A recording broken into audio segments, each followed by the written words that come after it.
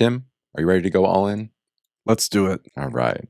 So, to get started, let's talk a little bit about the different approaches we use in men's work. Practices can vary widely from those with clear structures and steps to ones that are more fluid and expressive. And we often refer to those with structure as linear or masculine embodiment practices, and those unstructured as nonlinear or feminine embodiment practices. So, Tim, could you give us an overview of what these terms mean in men's work? Yes, these terms are used as a way of helping us discern or understand the wide array of things that we can do when we are engaging in embodiment practice. So, some practices, as you said, are very structured. So, in the pranayama practice, the breath practice of yoga, there are moments when it is crystal clear when you're supposed to inhale, when you're supposed to retain the breath in, when you're supposed to exhale, when you're supposed to retain the breath out.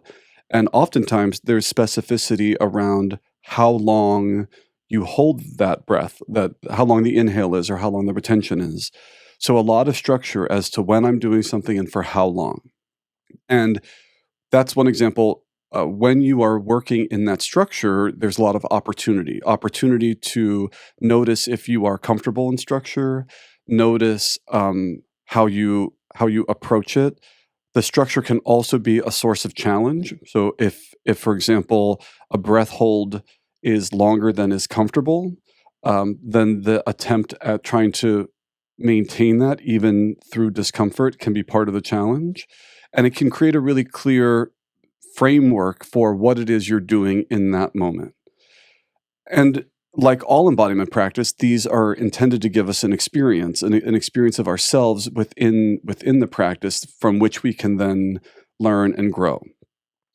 So a feminine embodiment practice, as I understand it, tends to be more about intuitive movement or non-linear, less structured and more free flow. So the image that we've talked about on this podcast already, this idea of like the masculine and the feminine working together, that the masculine are the banks of the river and the feminine is the water in the river, and then together they blend together to create this beautiful thing called a river.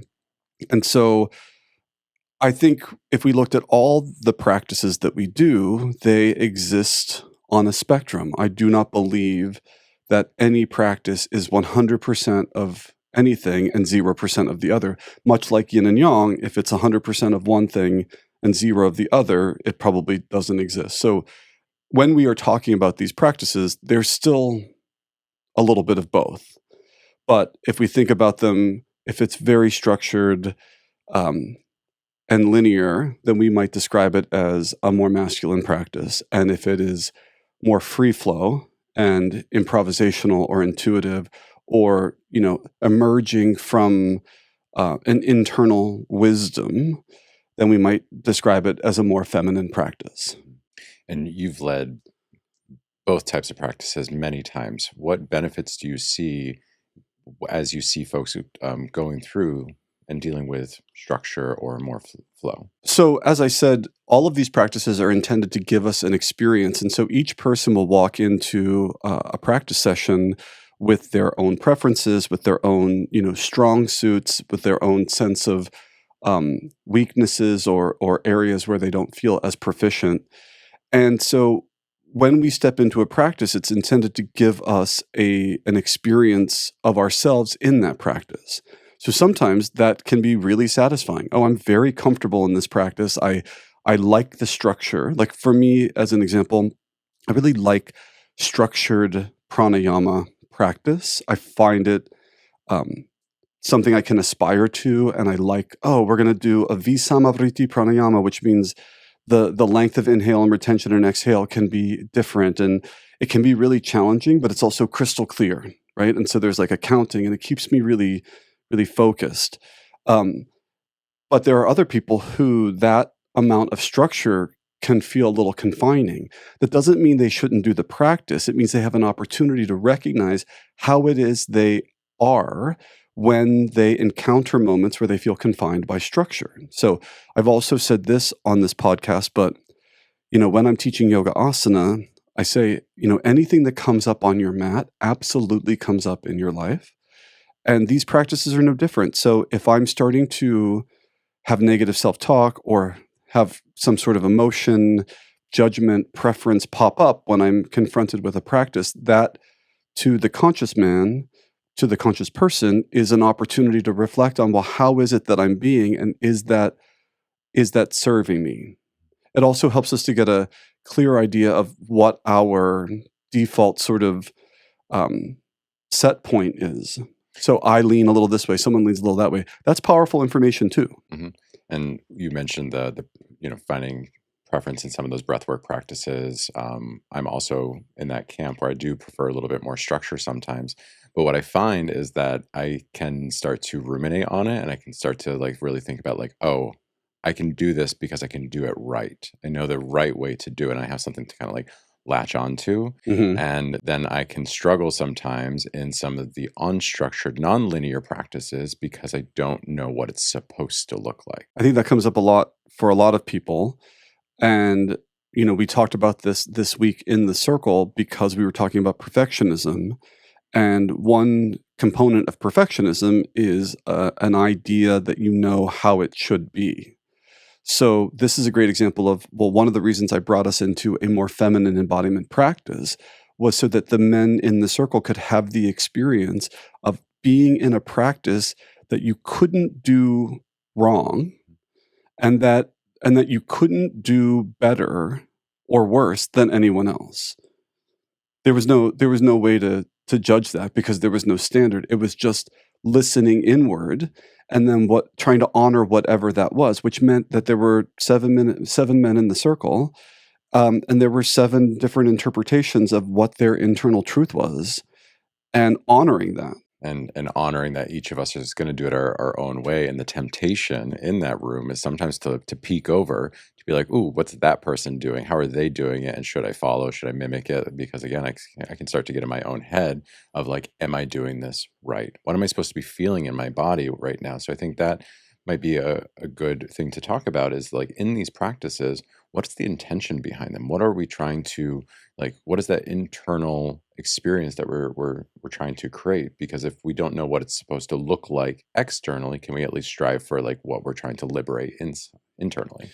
One way that I would say it is that we're often looking for our edges, right? Our limits, or the extent of our capacity as it exists in any particular moment. And there are examples where this feels really clear. If I put people in a chi generator and we're holding it for 15 minutes, for those of you who don't know, chi generator, your knees are bent at like 4 inches and sort of like holding a squat with your arms up, can get really challenging. And then you can get to an edge there, and then you can work with that, like, well, what does it feel like when I am feeling like an accumulation of pressure and stress in this moment, right? And so we're working at that edge, and then we're using things like breath and visualization and a community of men around us to support us through that. The same is true for feminine embodiment, but the thing is that the edges might look a little different or feel a little different, and they may even be harder for people to wrap their head around because it's that edge, I suspect, is more about that questioning, like, am I doing this right? Um, what's it supposed to feel like? There's How am I supposed to experience it? So I think shining the light of your awareness on, like, oh, right now you're questioning what you're supposed to be feeling. That's part of the practice. in masculine embodiment practices, when I do get to an edge, I find most of the time that's a physical edge, right? Like you were just talking about chi generator, holding a 10-minute chi generator, it's my legs are on fire, my arms are on fire. And at that point, I'm pushing myself through something physical, and I have an easier time like being in my body versus when we're in a feminine embodiment practice, I get stuck up in my head and I'm thinking. I'm Mm. thinking about the practice versus being in the practice. And so I'm curious about the the mental component to these practices and like where we shine the light of attention. Well, you might have to ask that question again, because what you just pointed out, I think, is really important, which is your experience in a masculine embodiment practice. Um, is one thing, but in large part because you know what it is, right? Like, so because of the structure and the way that it is presented, you know what the shape of chi generator is, or you know what the format of the Wim Hof breath is going to be with the 90-second breath hold or 2-minute breath. You one can understand pretty quickly like what it is. So that versus um, I don't like I don't exactly know what this is because it has to bubble up from within me. Mhm. So so when you're talking about that difference, it's like, well, the masculine might be a physical challenge because you knew where to put your body.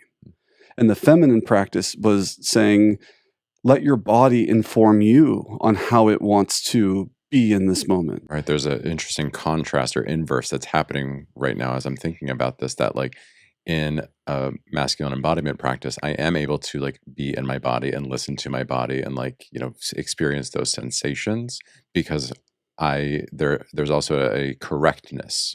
I know the correctness of it, and so that allows my brain to rest. I'm not in my head. And so I'm in my body in those practices versus when I don't know if something is correct, I now am in my head thinking about it rather than listening to the rest of my body. Right. And so, last night when we did this feminine embodiment practice, which was an invitation for each person to feel into themselves. And we had, obviously done practice up into that to ground us down and like prime us into our body, but then feel into what was wanted. And uh, there, there were so many possible truths. Like someone might have wanted very subtle, slow, um, small, more internal kind of movement. Other people clearly wanted bigger, there were people who were started standing and then were on the floor and then back to standing. Other people whose movement was much smaller. So in that case, even looking around, although you might get a clue if you're a brand new practitioner, sometimes you open your eyes to be like, wait, what is it exactly we were doing? But then shortly thereafter, when you get a sense, you're like, oh, I see. But there would be no way to know if I looked at you what I should be doing because the answer to that is supposed to come from within. And which means every time you do a chi generator, every time we do a chi generator, um, there's a similarity to it because it is a very specific thing. I'm listening within. Right. Every time I do this feminine embodiment practice, it could be totally different. And it has been. There have been moments where I've been in feminine embodiment practice where my movements are big but flowy, kind of like a scarf, and like there's sort of like this sort of joyful ease. There have been other moments where it's been like sharper and like a more intense. They're both right because it's honoring like the aspect of flow and in the moment like truth, and that's a piece of the practice. What's true for you in that moment is what is going to be expressed. Well, I think the practice is trying to listen and express the truth of you in that moment, and then recognizing, well, the truth of me on Tuesday night uh, and the truth of me on Wednesday night may not look exactly the same.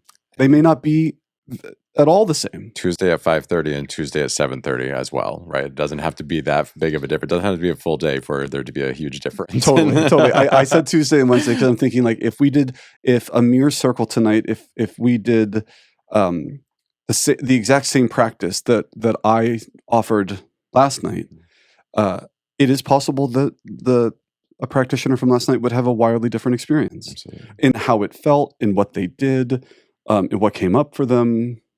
I'm curious, as a facilitator, how do you facilitate the difference between the two? Like a more masculine practice is requiring structure and instruction, right? And you give that and you walk us through that. And with the feminine embodiment practices, the nonlinear, like there really isn't like a script to follow. There's not really a like do this then do this. So how do you facilitate a practice like that? And do you find a difference in how you facilitate from a Tuesday to a Wednesday, let's say? Yes, there's definitely a difference. So how do you facilitate it? I mean, one thing I would say is um, the way that I've been trained. There's this sort of shamanic, yogic state of mind that you get in, where the facilitator's holding a certain amount of awareness on their own body and a certain amount of awareness on the room that they're holding. And so part of that answer is you have to listen into and be feeling into the space.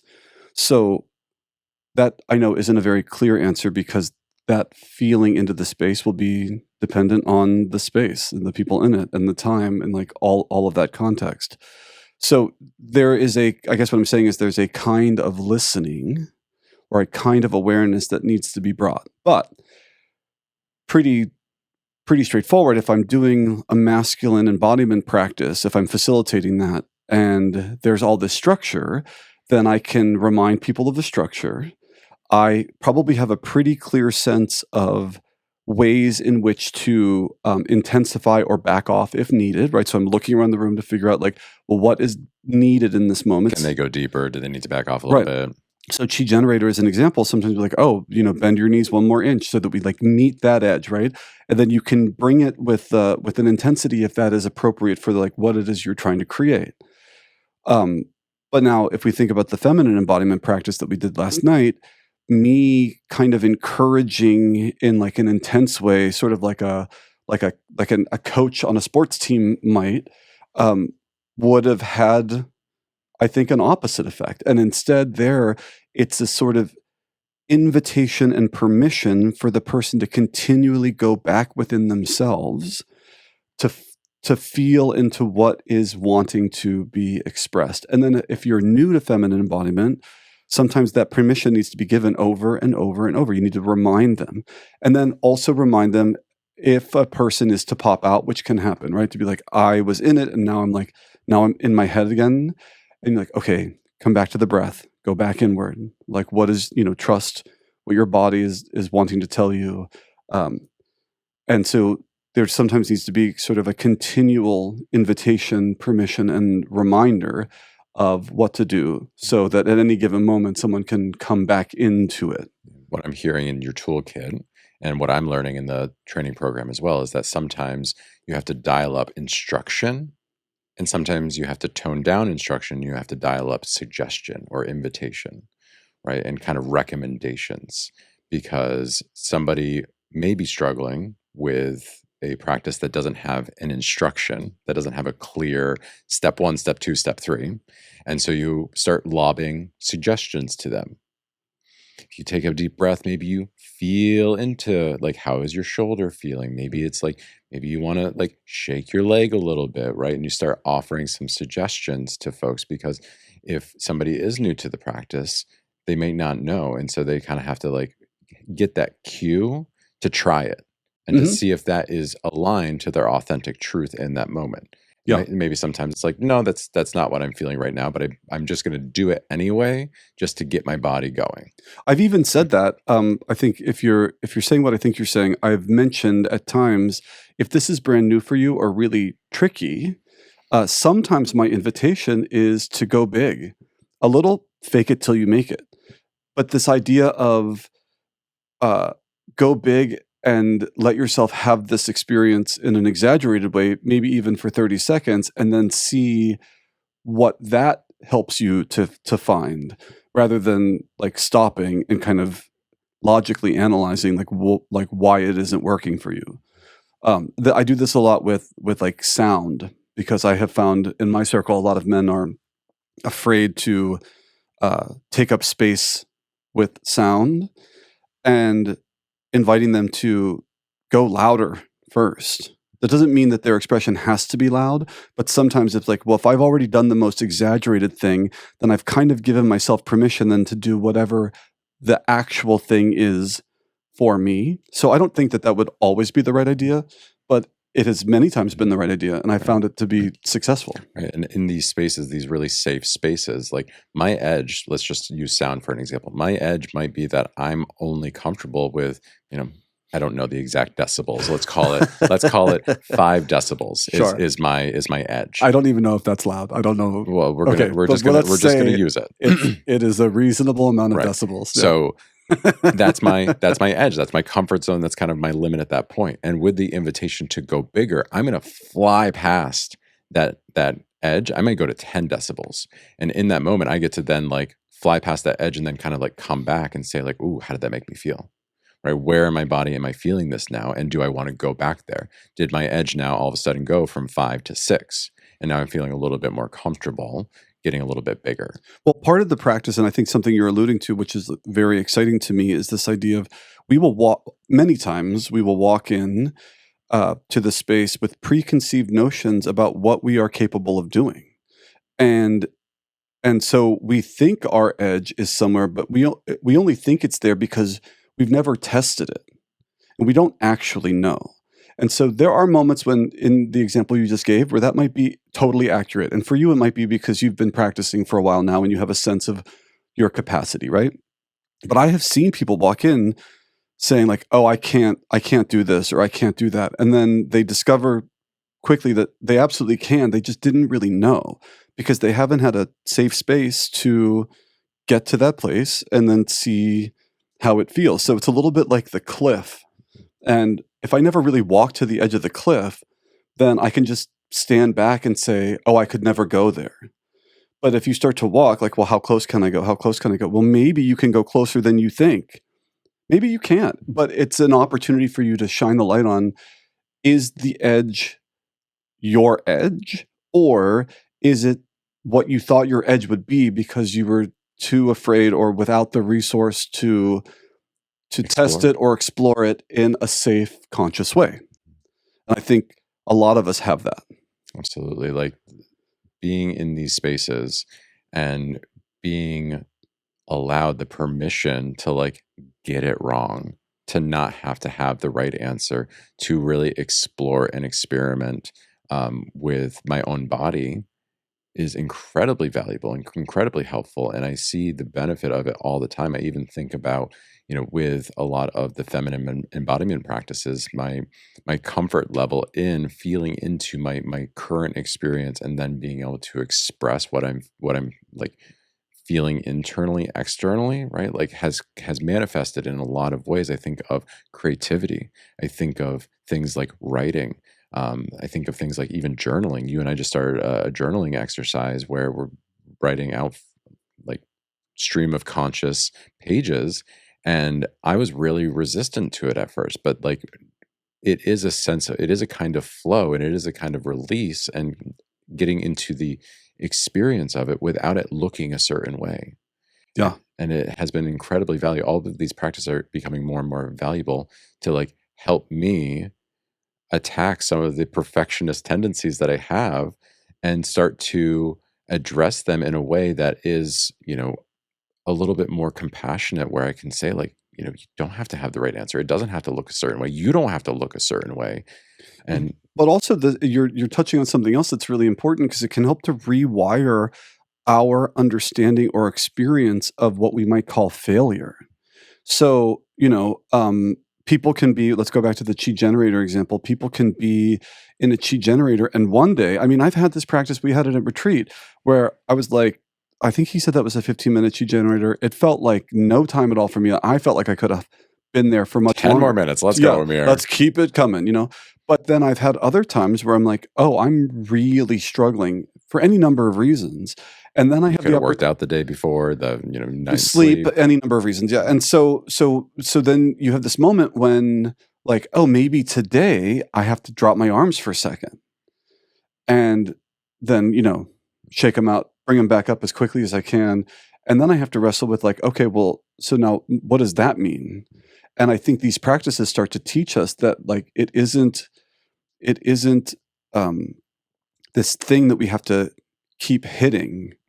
It's instead this journey that we're on. And you're like, you know, one day may not be the same as the next day. And really what matters is this sort of coming back and this curiosity and this reinvestigation over and over and over again. And then you start to loosen these ideas of, oh, I put my arms down a chi generator, but I haven't failed. I'm not having a bad practice now. Mhm. It's instead like, I'm just having this practice now. Well, I forgot something that I would like to pick apart a little bit. Mm. With a practice like Chi Generator that Mm. does have specifics to it, it is a specific way you hold your body. me personally, I can consider that like if I drop my arms or if I'm not holding the posture right, that the posture has failed. I don't need to though connect it to me being a failure. I may not have succeeded in holding the posture, but that doesn't make me a failure. And I think that's something that I'm learning, that I can do something like incorrectly or need to take a break. And technically, it is a fail at the thing. I'm thinking like, I took my motorcycle license test last year and like it's very specific, right? Like if you put your foot on the ground, you fail, right? So it's like I kind of rest in that as well. It didn't Mhm. mean that I was a failure. It just means that I failed at that one thing. And I think that's a powerful practice too, is to disconnect those. Right, so we're saying the same thing, and you're absolutely right. So we live in a world, however, where it sometimes can feel very all or nothing. I think a lot of men walk in with, like, this idea of, "I wanna be good at it, I wanna be good at it," like, kind of immediately, and if I'm not good at it immediately, I have all these struggles around that. And getting to a place of, oh, this sort of failure or this need to break in a practice or whatever is a natural, inevitable, and honorable part of our continued growth and journey. And we've talked about this. I think about Olympians all the time. I know that they have tried it over and over and over again and gotten it wrong before they've gotten it right.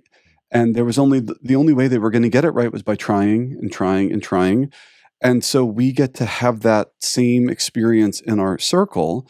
And so, because then one day you're at work or one day you're in a tough conversation with a loved one, and some of that comes up, and now you've been trained to not completely collapse because one thing didn't go the way you wanted it to, or you expected it to, or the way that it went yesterday. So it's a really powerful practice because if I collapse every time I don't do something as perfectly as I would have hoped, well, then I would just stay home and do nothing because inevitably things don't, we have to be prepared for things to not go exactly as we expect them all the time. The fear of failure can be crippling and it can prevent us from taking action and pursuing the things that would bring us the most joy in our lives.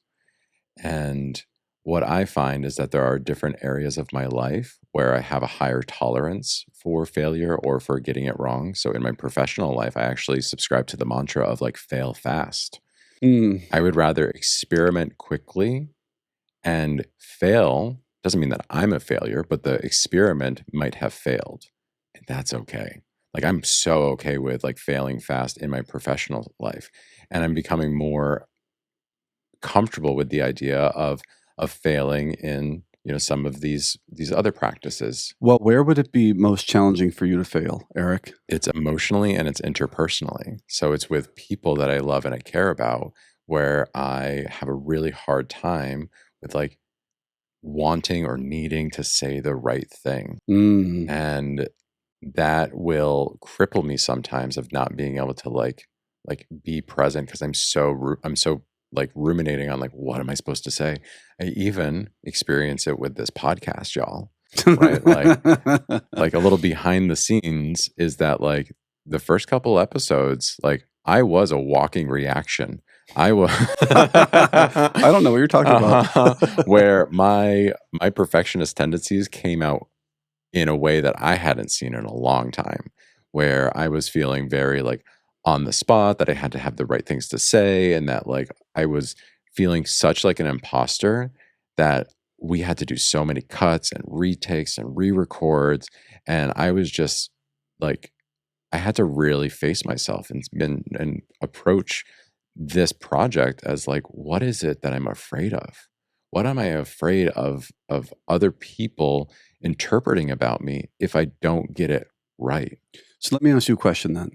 Um, how has failing? I know I don't love that we're using that word, but how was like I embrace it. So, yeah, okay, for great. what You're embracing it. Let's do it. How has failing in the context of a safe embodiment practice or men's workspace um, helped you in those interpersonal moments that you find so challenging? Mhm.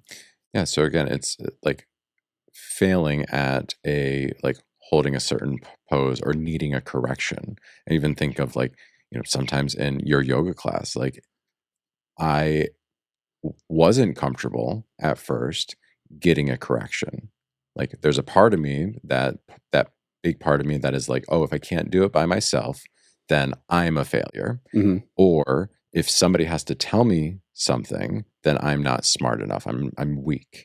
And so like I had to really like confront that and over time accept that I didn't have to have the right answer. I didn't have to like do it on my own, and that a suggestion and a correction isn't about a power dynamic. It's not about a somebody with authority telling me what to do. It's actually coming from a place of care and saying like, "Hey, you might injure your body, or it might be more comfortable if you did it this way." And so, looking at it as an act of service really helped me to be more comfortable with that. And then also in these safe spaces where, like, okay, like if I'm thinking that I'm doing it a certain way, and all of a sudden I have to get a correction, it's like, okay, like not a big deal. So let me just I feel like what I'm hearing you Mm, say is that because your engagement has changed through the practices, it has allowed you to then bring pieces of that into your life. mhm. So now, an extension of this question, now I'm interviewing you, is how has feminine embodiment, which is based on an internal truth and like a listening to intuition and internal wisdom that doesn't have a clear idea of success or failure, how has that helped you with the same challenge? It has helped me by releasing the attachment that I was having of like needing to do something right. And list Do you think that's because you have like simmered in a space where there was never an exact right answer, but only each individual's right answer? Is that part of it? Meaning that there wasn't a universal answer for everyone in the room. There was your answer and then that person's answer and then that person's answer. So starting to exist in a space where there were as many right answers as there were participants. yes, and it actually reminds me a little bit of like art class in elementary school where initially like everyone was like allowed to just be creative expressions and just like express what they were feeling and how they wanted to. And then I remember like getting grades in art class, right? And having to do things a certain way. And I remember that like having a really detrimental effect on me that like I s- like stopped having joy in coloring, stopped having joy in painting because all of a sudden now there was a right way to do it and there Mm. was no longer an expression. And so like I think what feminine embodiment practices has done is it has helped me to kind of like go back to those moments and like kind of like push them aside and say like no, like I can be expressive, I can be um somebody that listens to what wants to be birthed out of me, whether that is writing or song or poetry or art. It has given me a lot more confidence to express myself, and it has also given me confidence to express myself emotionally Mhm. and be more present with people emotionally. I love that you said that because I had a similar experience in art class. And I've mentioned on this podcast that I have since become a professional dancer and choreographer. I love music and I make up lyrics to songs. And, I consider myself like an artist in some way. But when it comes to drawing, like taking some instrument and trying to create something on paper, it is just so hard for me. And, uh, and I remember getting grades in art class and being like, it's not like study harder. It's not like read that chapter again or do more practice problems or, like the way you can kind of approach, English, history, math, science. I was like, I literally don't know how to do this. And I remember one time drawing this deer. It was like, I must have been like seventh grade. And I was drawing this deer and I'm like, I don't know what to do. And so I just started like, took a paper towel and started like blending the color. Um, and my art teacher was like, "Okay, you have to stop blending." I was like, "Okay, but I don't know what to do because I don't know how to make this look any more like a deer. I mean, it was really bad. Like, but and this is, I'm not trying to be self-deprecating. Like, I think I'm a talented artist with like a lot of creative juices and things to offer, but I don't think that I'm the one that's going to be drawing or creating visual art in that way. So yeah, so the grades were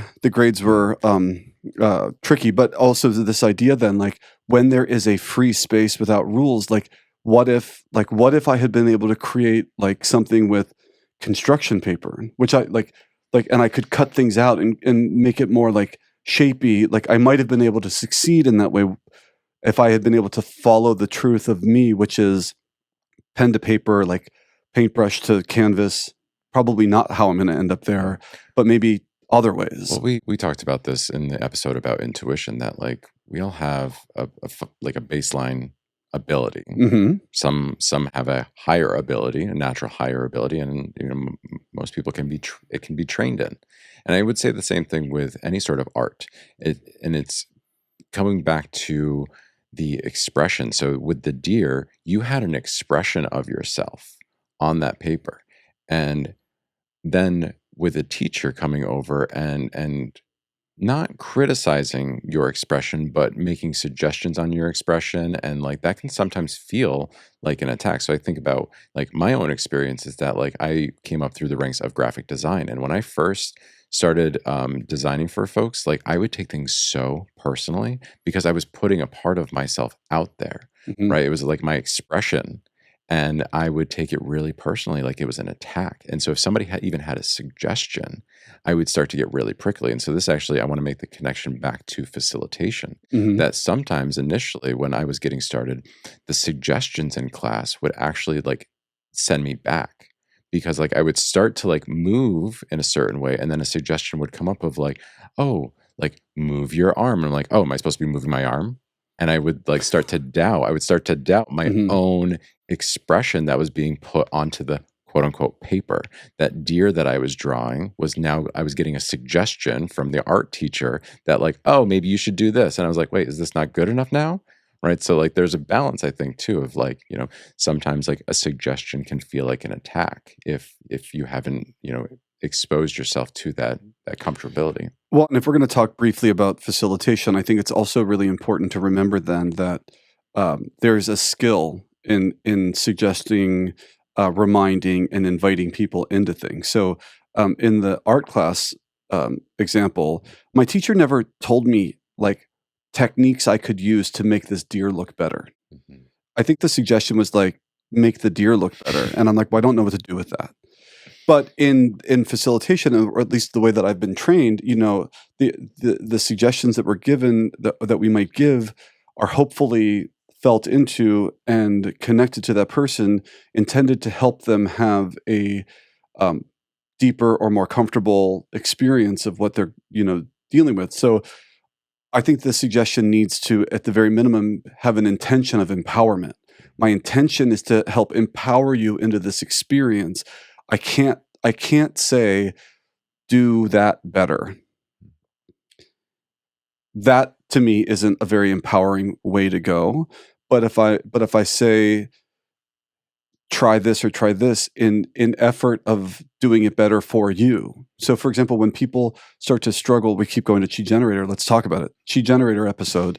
I will sometimes, as people start to fatigue, I'll like deepen your breath and feel like you are full of breath, much like a balloon, right? Like intended to, can you help make your arms and legs feel less heavy if you start to visualize them like a balloon? That's a thing that they can choose to do or not do, but at least it's a thing, not do that better. And it's also a great opportunity. It's also a great opportunity to balance presence. We talked about this in our presence episode, where like sometimes I struggle with like balancing of internal presence and external presence. Mhm. So like if I'm trying to be in, right, I'm in chi generator, and then all of a sudden I get a suggestion, I'm like, it can throw me off for a moment, but then I have to like bounce my presence, my attention back and forth. I have to say, okay, like I'm gonna pause my internal, I'm gonna go external real quick, and I'm going to like listen to what was just said, and now I get to decide, do I want to bring that inside? Well, and so this is so perfect because we've been talking about, like, as the facilitator, 80% awareness on yourself and 20% on the room around you. But we were talking about the sort of masculine and feminine embodiment practices, and how none of them, in my opinion at least, none of them are 100% one and zero the other. There's always like a mixture, and this is the same. Like it's mimicking life here, where most times in our life we will not have the luxury or ability to be 100% internal or external.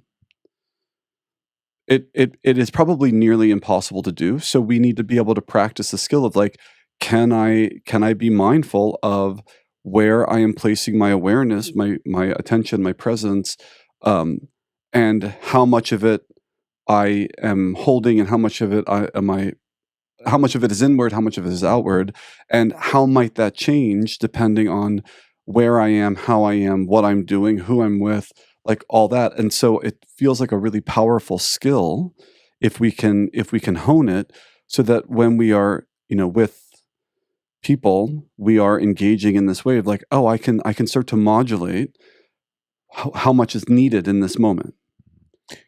Can flow between the poles.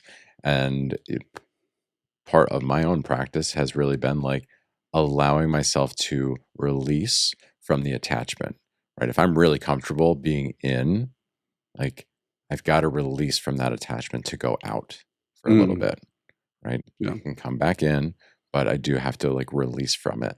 And because my preference would be like, I want to stay in. And then it's like, no, I have to like take a moment and go out. I sometimes think about that when I'm leading yoga classes, especially when I will be dropping people into meditation, and knowing that in the room there are some regular meditators. So I could basically just say, begin your meditation practice. But I've in my training as a yoga teacher and a facilitator, this idea that you're always teaching to the beginner. So I guess if I knew, especially in a small town, if I knew every person in the room, then I could sort of break this rule and just say, okay, let's meditate, because I know everyone here knows how to do that and I've already instructed it.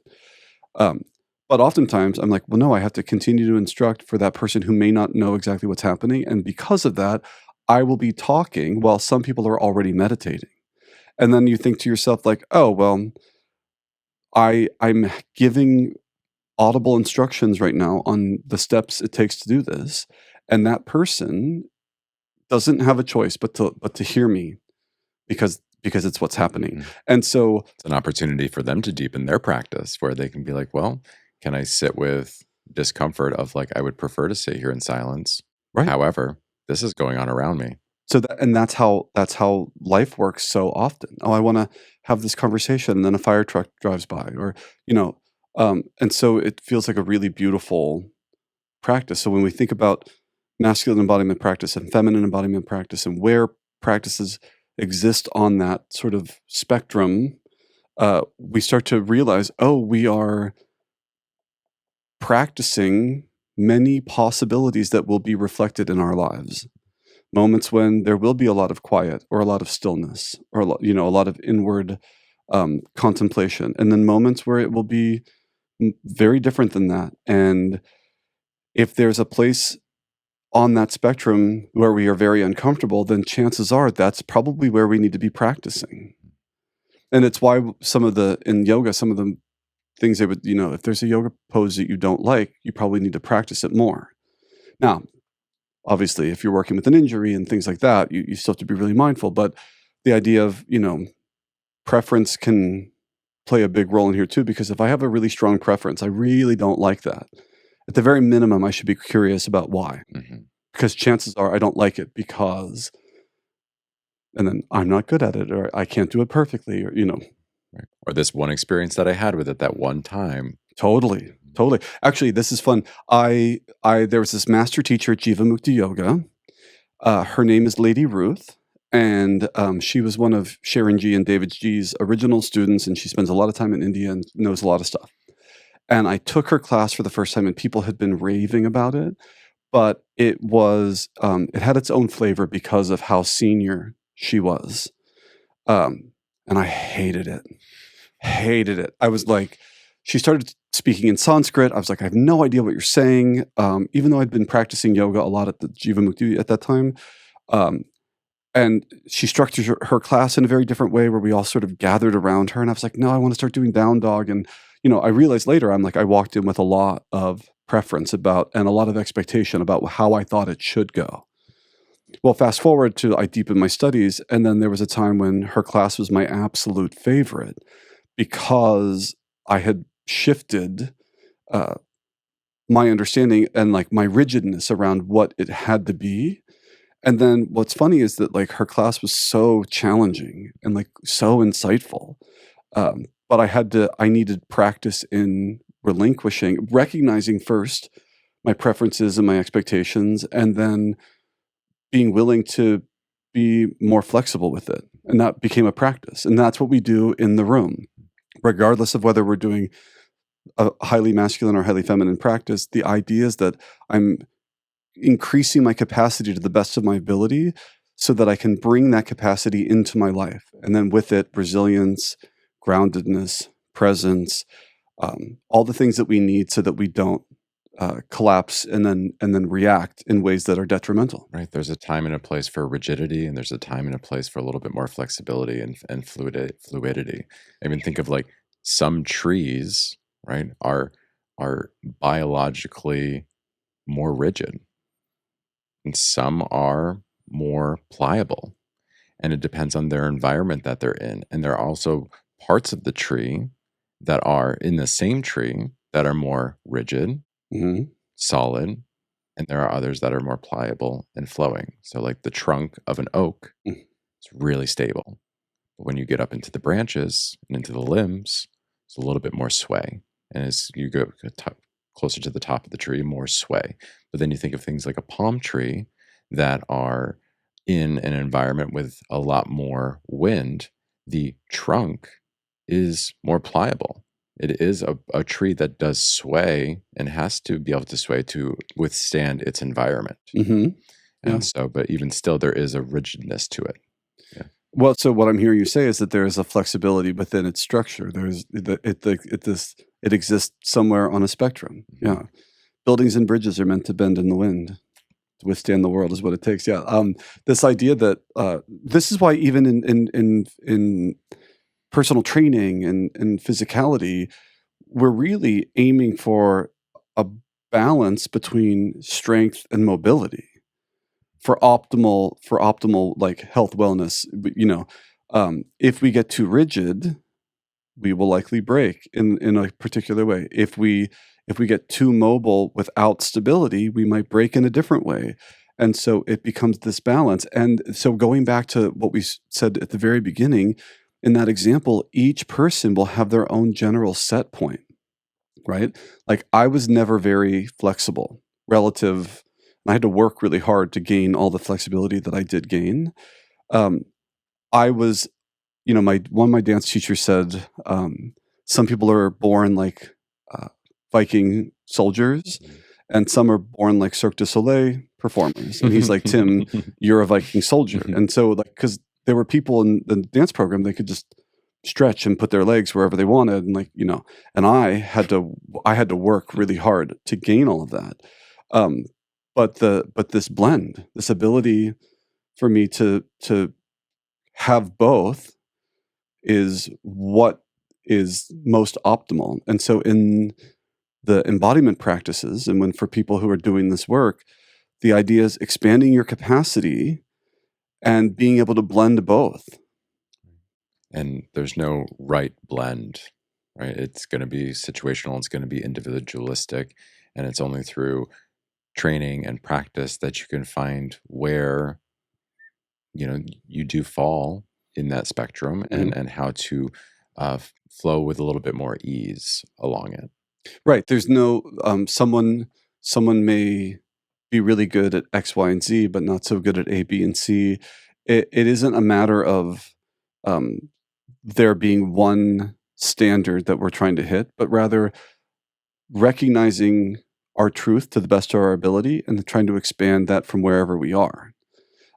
So yeah, it's going to look different. And so I think for as long as I do this work, uh, there will be things that are more comfortable to me, things that I enjoy more or find more satisfying, and things that are less comfortable and are more challenging.